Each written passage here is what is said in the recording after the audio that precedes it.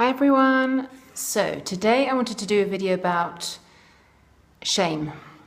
Shame is something that I feel quite strongly about. I think it's something that a lot of women carry around both consciously and unconsciously. Primarily because we are used to our role as being the feelers, the people that take on the emotion for other people. Patriarchy dictates that men can't do this as well, or that they're not meant to, or whatever stupid reason there is. So women have been trained to take on the emotional burden often instead of men. So we feel shame about a lot of things that we feel we can't share often. And that's a big burden. And because it's shameful, we don't share it, which makes it even worse. And the reason I'm doing this video is because I just read an awesome blog by Leola Antara. I don't know if you know her. She's a great advocate for women's sexual and creative empowerment. She believes that both come from the womb, and she's all about Shakti energy and connecting your womb to the womb of the earth and allowing that Shakti energy to flow through you so that we can all be the creative, sexual, amazing goddesses that we're meant to be.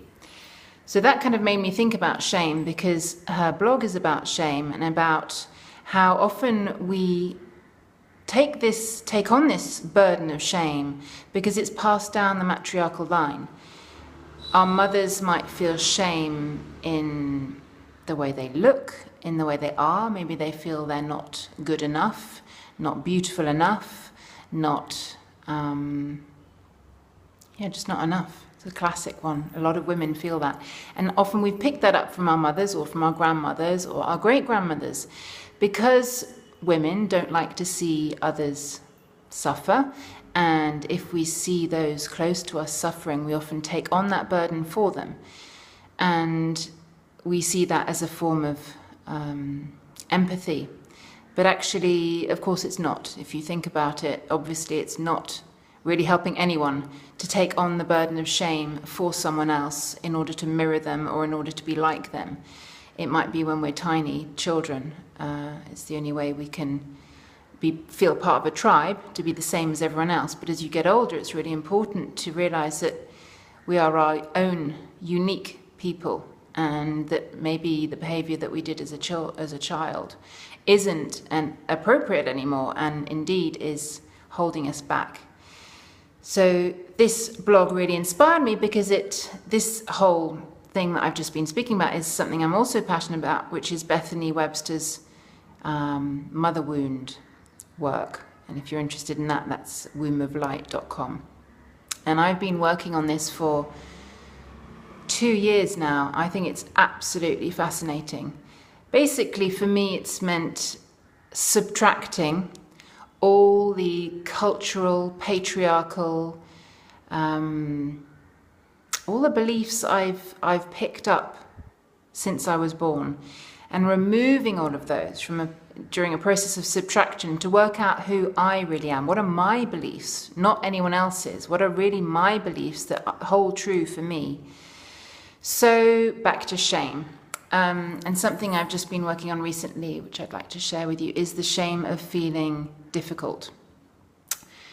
I'm pretty opinionated. I have strong opinions. I always have had. That's part of my character, but it's also partly how I was brought up academically in my schools and my university.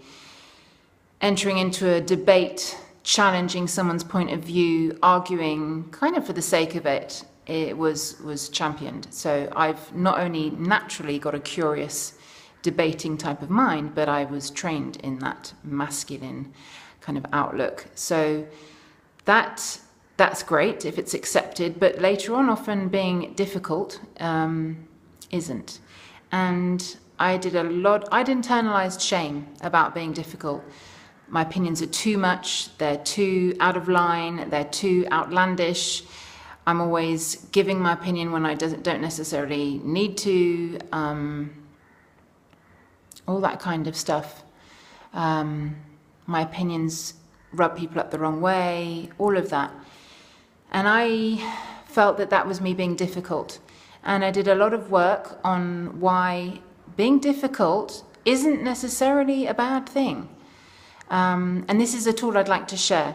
So if there's anything that you feel you've been labeled as for a long time that really brings up a sense of shame in you, what I did, which is what you can do, is to look at what that word means objectively. So Bethany helped me to do this the first time round. I've been doing it ever since.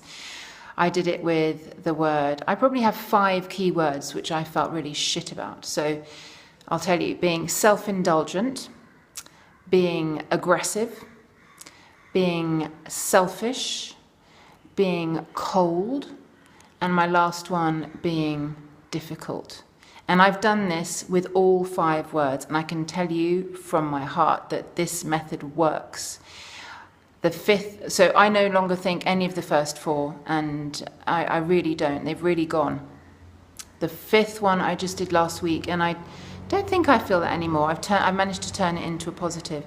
So look up in the dictionary the actual objective definition of what that word means. So for example, what is it to be difficult in the dictionary? Write that down, and then write down what you are normally called difficult for and who by. It might be a range of people, but usually it's one person that's quite key to you, and that's why it hurts so much. So write out why that person might think that you are that word, so difficult in my case. And then compare the two, and it's amazing. You will see how different what you thought your objective meaning was from the actual objective meaning. And it's a really powerful exercise.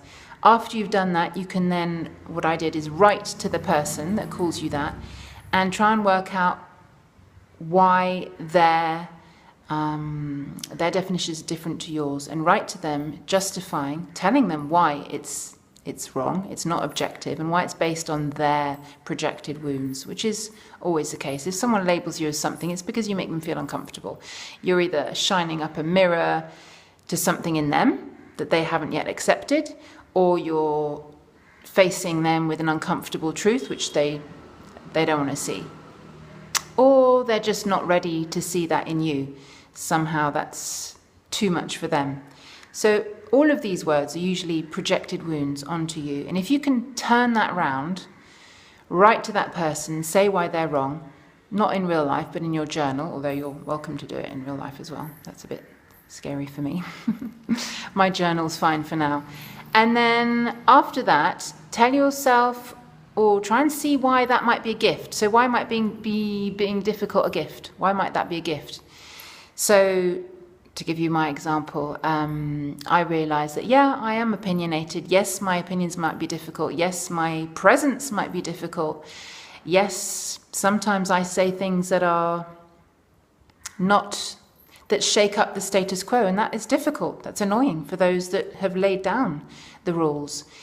But I see that now as me being truthful to what I believe in, being authentic to who I am.